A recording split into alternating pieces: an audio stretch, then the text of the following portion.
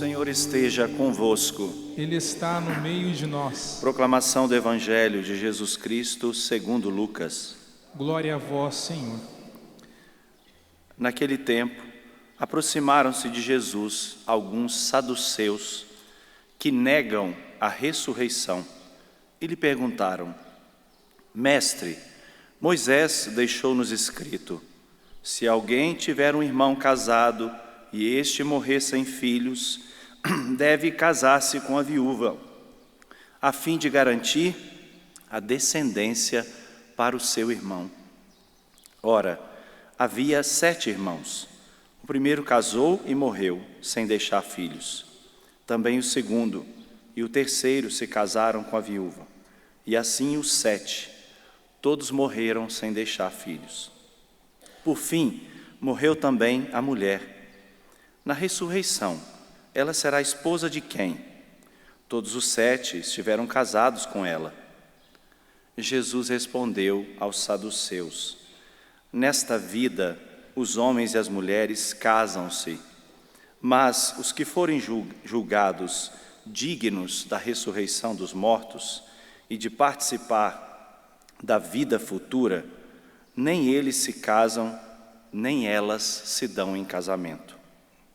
E já não poderão morrer, pois serão iguais aos anjos, serão filhos de Deus, porque ressuscitaram. Que os mortos ressuscitam, Moisés também o indicou na passagem da sarça, quando chama o Senhor, o Deus de Abraão, o Deus de Isaque e o Deus de Jacó. Deus não é Deus dos mortos, mas dos vivos, pois todos vivem para Ele. Alguns doutores da lei disseram a Jesus: Mestre, tu falaste muito bem. E ninguém mais tinha coragem de perguntar coisa alguma a Jesus. Palavra da salvação. Glória a vós, Senhor.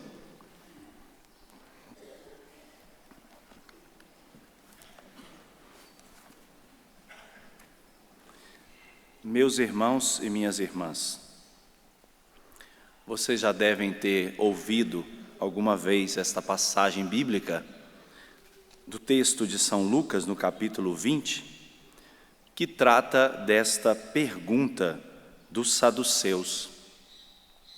É importante entender, primeiramente, a mentalidade dos saduceus. Os saduceus, eles eram tendenciosos a uma visão que nós chamamos de imanente da vida. O que é uma visão imanente da vida? Tudo termina aqui. E para eles, não existe o outro lado, o lado de lá.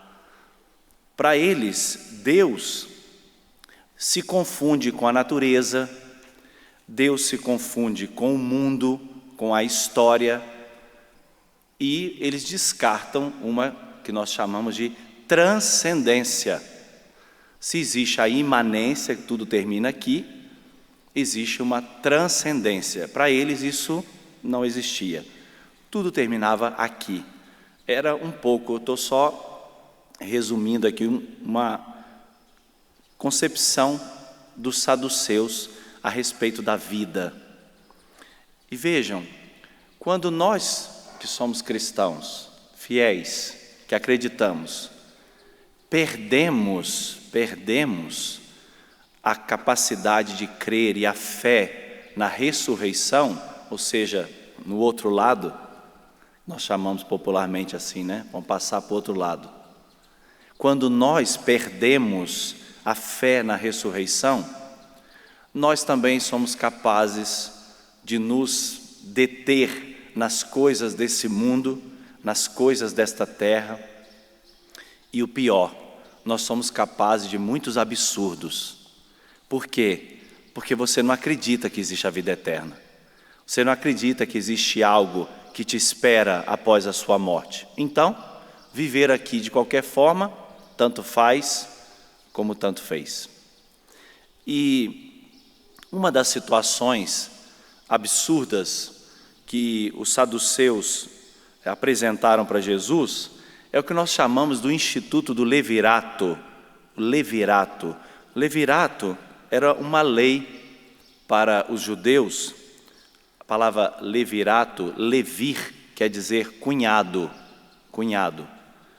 Essa norma da parte dos saduceus, dos judeus, está contida no livro do Deuteronômio. Existem outras passagens que falam desta lei do levirato, mas o livro do Deuteronômio, no capítulo 25, você depois pode ler com calma, quem está em casa depois pode meditar, capítulo 25, do versículo 5 ao 10, dizia: quando 2 irmãos morarem juntos e um morrer sem deixar filhos, a mulher do defunto não se casará fora da família com um estranho.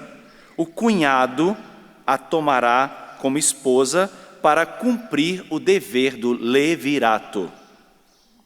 O primeiro filho que ela der à luz receberá o nome do irmão morto, para que seu nome não desapareça de Israel. Se o irmão se negar a desposar a cunhada, ela se dirigirá ao tribunal e dirá aos anciãos: meu cunhado se nega a perpetuar em Israel o nome do irmão.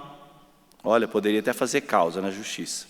Não quer cumprir o dever do levirato para comigo. Os anciãos da cidade o convocarão para conversar. Se ele persistir dizendo: não me agrada tomá-la por mulher, a cunhada, aproximando-se dele na presença dos anciãos, lhe tirará o calçado do pé e lhe cuspirá no rosto.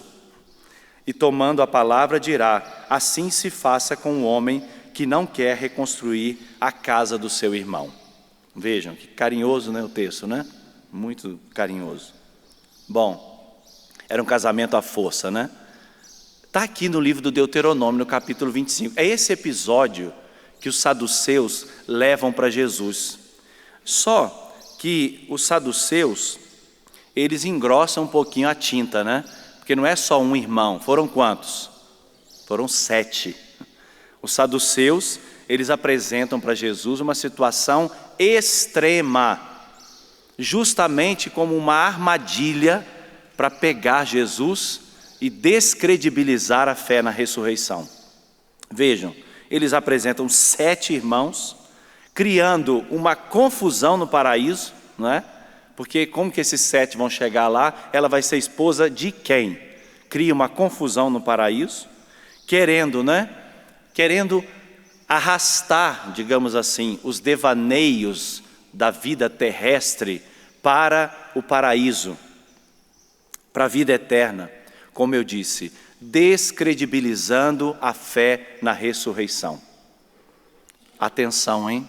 Nós podemos muitas vezes ser tomados por concepções errôneas a respeito da vida eterna e muitas vezes confundir a vida eterna com os relacionamentos que nós temos aqui.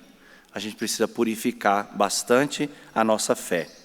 Bom, mas existia, vocês viram, uma lei aqui a ser cumprida, né? A mulher tinha que casar com o cunhado, tinha que dar o nome do defunto no filho, e o filho primogênito recebia toda a herança do falecido. Toda a herança do falecido. E aí Jesus responde, não nivelando por baixo. Jesus responde com grandeza. Os homens e as mulheres serão como anjos do céu. Vejam, Jesus rompe aquela leitura materialista que os saduceus estão fazendo a respeito da ressurreição. Jesus rompe com aquela visão materialista que os saduceus fazem a respeito da própria vida. Porque se você for no texto original, a palavra que está aqui, casou-se, que repete algumas vezes, não é a ideia de casamento que nós temos, de complementariedade entre homem e mulher. O termo original aqui para casamento é posse. Ou seja, aquele homem possuía a sua mulher. É como se ele tivesse o direito de reivindicar alguma coisa para ele. visão materialista. E pior ainda, deturpada a respeito da complementariedade de homem e mulher quando se unem em casamento. Bom, eu repito, quando nós nos afastamos da fé na ressurreição, quando nós deixamos de acreditar na vida eterna, quando nós deixamos de acreditar que existe um céu que nos espera, nós podemos fazer as maiores atrocidades nessa vida. Nós podemos viver de uma forma totalmente pagã. Aqui o texto apresenta só um exemplo, mas nós sabemos daquilo que existe dentro de nós. Se nós nos afastamos da fé de que um dia nós estaremos diante de Jesus para sermos julgados da nossa conduta, nós poderemos cometer os piores absurdos desse mundo, vivendo tranquilamente, como se nada fosse acontecer.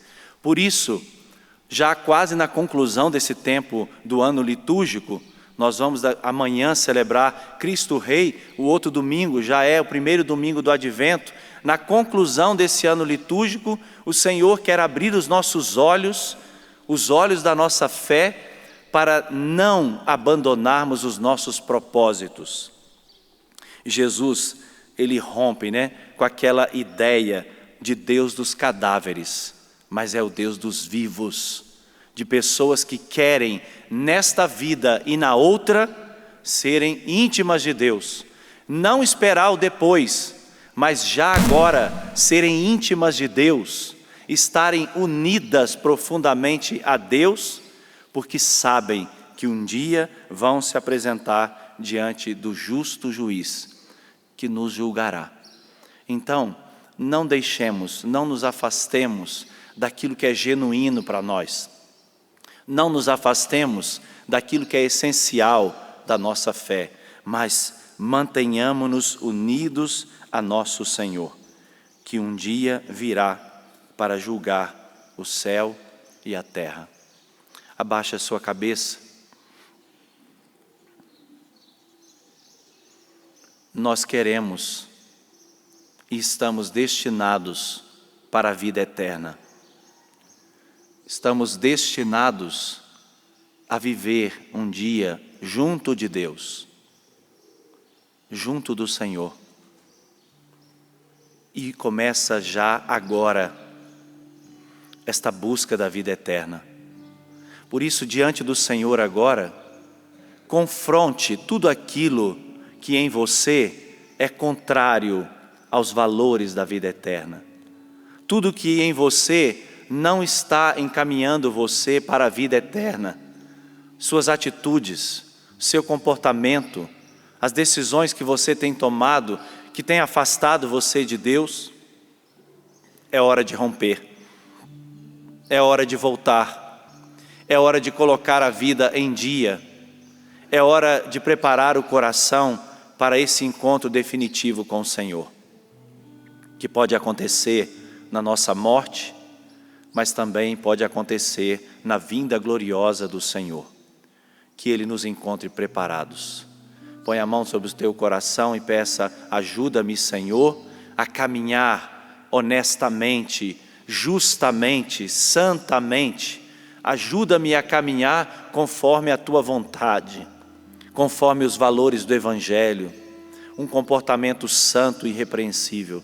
Ajuda-me, Senhor.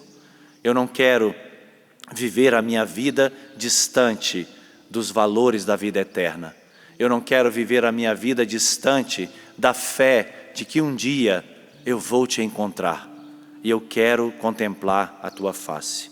Ajuda-nos, Senhor, sozinhos nós não podemos, dai-nos a Tua graça, impulsiona o nosso coração a viver santamente.